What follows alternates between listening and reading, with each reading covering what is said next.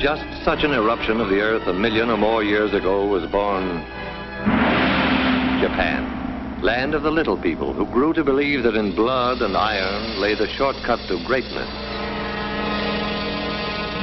Land of philosophies and religions stranger than their names, like Bushido, the medieval code of slicing a victim with a samurai sword. Hako Ichiu, which means the four corners of the world under a Japanese roof.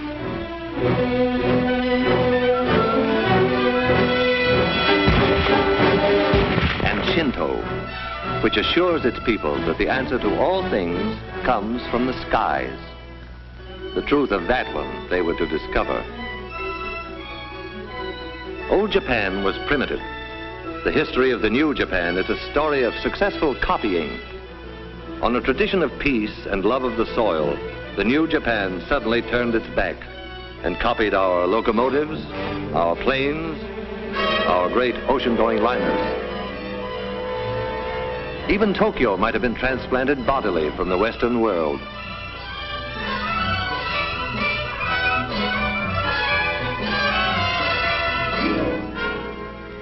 Japan's plans for world conquest were financed by the fine thread of an industrious caterpillar, woven into silk and stamped "Made in Japan" for its English-speaking customers.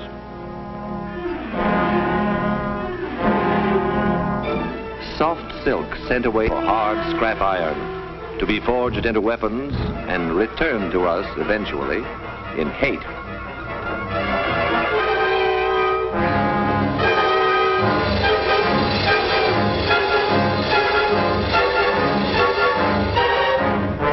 Made in Japan became a sentence of death.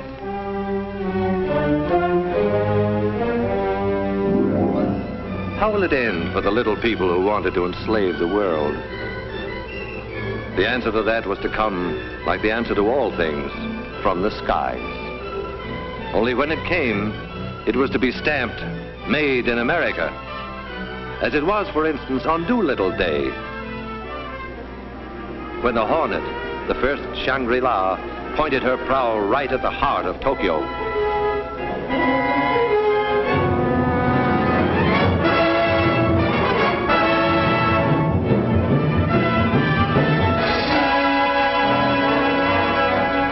This was the first brief answer to Japan that came from the skies. It was not to be the last. General Doolittle vowed, "We're going back to Tokyo, and we shall go in full array and with mighty allies." A weapon was ready.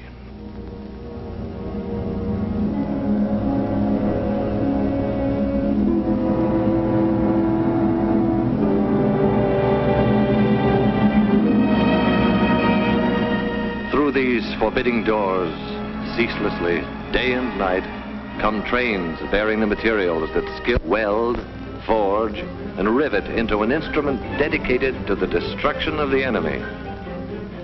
This is only one of many plants that one day appeared where just the day before, it seemed, was pasture lands, or the place where they were building washing machines. When the workers reported for the first time, few of them guessed the exact nature of what they were building. They knew that a giant plane would result, but beyond that, it was largely conjecture. But then the day came, inevitably, when the pieces of their jigsaw began to fit together. The day when the mountains of material and the millions of man-hours all combined to confirm the assembly line rumor, the washroom gossip, and their honest-to-God American curiosity. They were building the mightiest aircraft in history. They were building a plane for the Army Air Forces that would reduce the huge fortresses and liberators to medium bombers.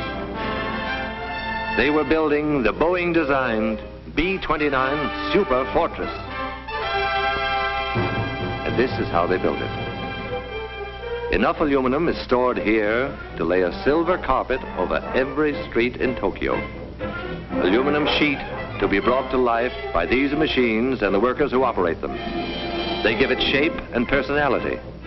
Their stamping machines, their presses, lathes and drills, coax it and pound it and pierce it into the multiple patterns prescribed in 50 tons of blueprints. It was bauxite a month ago, dead in the ground. Miners dug it out of the Arkansas hills. And then in some distant factory, bauxite came in at one end, an aluminum sheet rolled out the other. One day from now, in the stratosphere above the clouds, it will mirror the sun. In a month, out of the ground and into the sky. These will be the wings to take it there.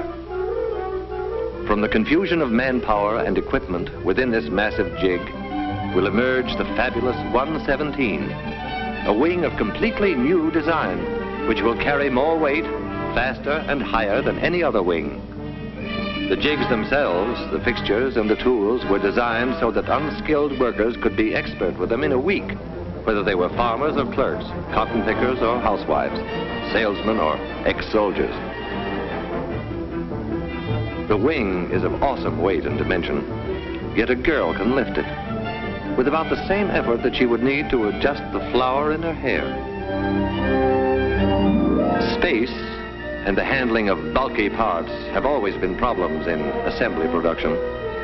The engineers who designed this plant solved both problems at once with a few strokes on their drafting boards. They moved traffic to the ceiling.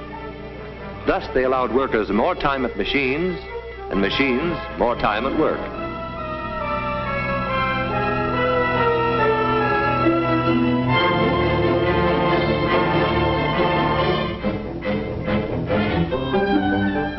Here is the wing in a more advanced stage. If the workers imagined for a moment that they were in a shipyard, it would be understandable. The Mayflower was shorter from stem to stern than each of these wings from tip to tip. All the pilgrims who landed at Plymouth Rock could curl up within the gasoline compartments in the wing and sleep no less comfortably than on their long Atlantic crossing. Each of these nacelles will encase an engine of 2,200 horsepower, 4 of them harnessed to one superfortress, 8,800 horsepower. What does that mean? Horsepower means more than 300 miles an hour. Horsepower means flying high enough to see all the New England states at once. Horsepower means victory in the air. When these skeleton nose sections are enclosed in aluminum and glass, they will be the most comfortable cockpits a bomber ever had. The windows cannot cloud or frost. The pilot's instrument panel is less complex than the dashboard of an automobile. Soundproofing allows talk without the interphone. And because the entire compartment is a pressurized tank, the air remains practically constant from prairie level to the rarefied atmosphere over the Himalayas. Back of the control cabin is the huge center section. Here the wings will be set. Here the bomb bays will hold the greatest weight of death ever lifted into the skies. Toward the tail, another big pressurized chamber will house the rest of the crew, except the rear gunner, who has a cabin to himself. If in some stratospheric emergency, a crew member must travel between front and rear pressurized compartments, he can slither through this connecting tunnel. An armor glass observation blister. Durable, crystal clear, eyes of every superfortress.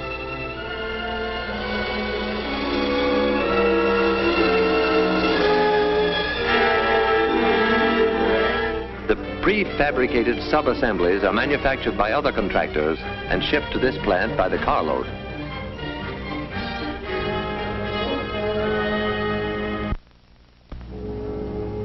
What has been shown here is being duplicated in plants all across the country. Identical miracles of modern machinery, nursed and tended and made productive by people who look and think like these people. The fair, the dark, people with deft hands and unblinking eyes, the strong with their willing muscles, and those less strong but as willing, the braided schoolgirls, the white-haired grandmothers, the old young, the young old, the little ones and the less little ones, working together in intimate harmony. Their product, death.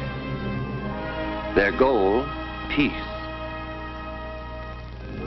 These workers are the lucky ones who see the finished product of their labor roll off the line. Every hour of every day, they are witness to this awe-inspiring ceremony, this tremendous wedding of material and man-hours, this climax in the history of man's conquest of the air.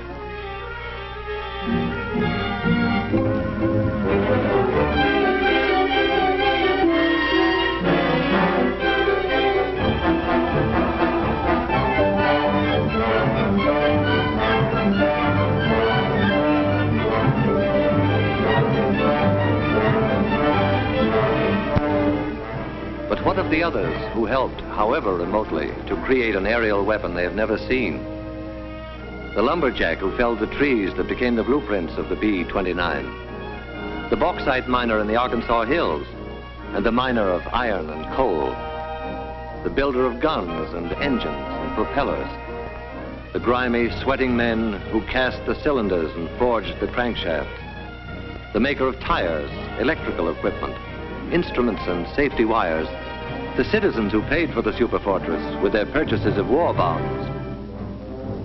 Theirs are isolated lines of effort, initiated all across the land and converging eventually beneath this vaulted roof. Here, the sum of their energies assumes shape and stature and meaning.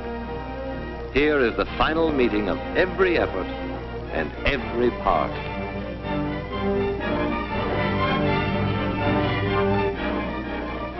A bold insignia will proclaim to the enemy that this is the proud new weapon of the United States Army Air Forces. But it is our plane, too, because we, the people, built it. We conceived it, financed it, gave it wings. We powered it and armed it, and our sons and brothers fly it. The function of the people's superfortress is to break the race who turned their backs on reason, to spin them around to face the peaceful way of living. It is the people's answer to all the sneak raids, all the death marches, all the stabs in the back. It is our memorial to the fighting men who were not afraid to die, who bought with their lives the time we needed to make the weapons to win the war. Like this weapon, which 50 hours after its tests will be landing in India or China or some other faraway Shangri-La to regain its breath before the final assault for which the people destined it. Within the plant, work proceeds, but the workers cock their ears for a sound that regularly drowns the clatter of their tools. It is more than a sound. It is a song. This is the song they hear.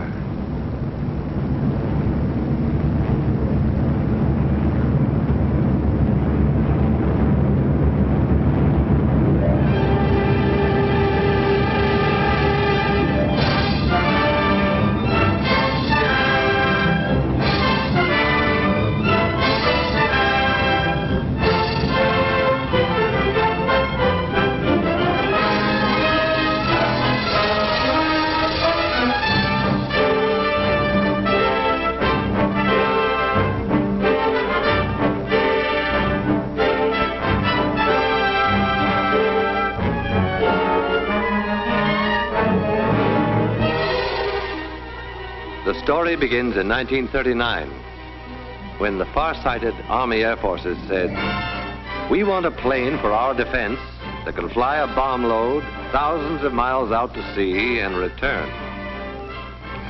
After 6 months' work, there was a tiny model which spent the next 6 months in a wind tunnel. And then there was a full-scale model which was subjected to every punishment man could devise for it. Only after a year of such tests did the Air Forces let contracts for planes that would be built to fight. The B-25 Mitchell is a big, strapping bomber, 67 feet across the wings, but it could reach Japan only if it took off from an aircraft carrier. Much bigger is the famed B-17 Fortress. 104 feet from wingtip to wingtip, it has ranged 1,400 miles over Japan's island conquests.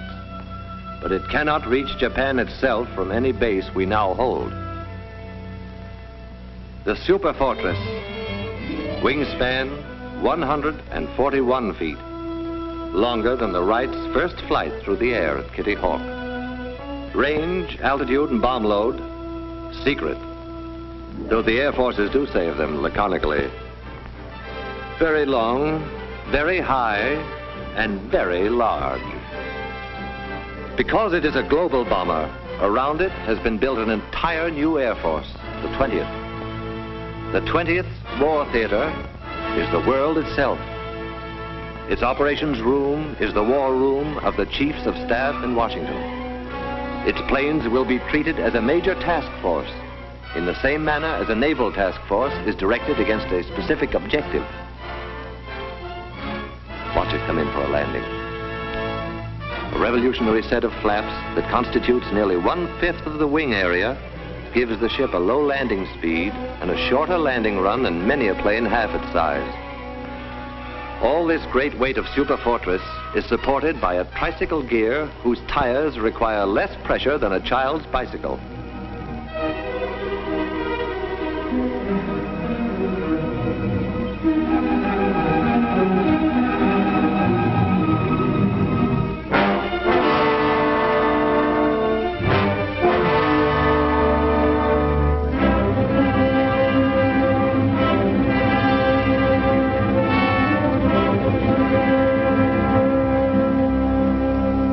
Somewhere in western China, 500,000 nameless people wrote their magnificent chapter in the saga of the superfortress.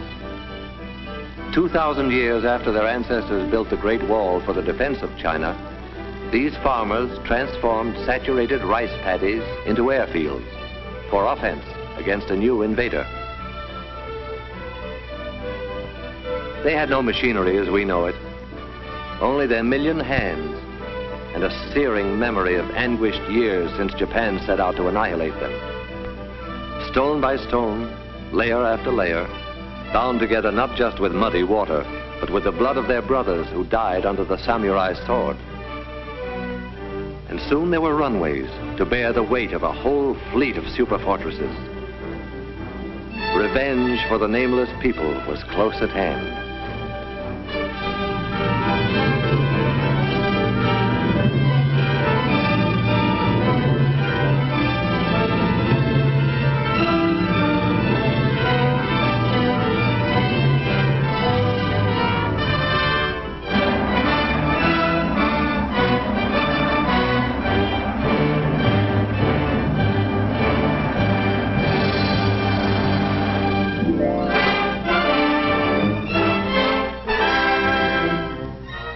Even in China, land of miracles, the arrival of the superfortress is an occasion for everyone to turn out in curiosity and in welcome.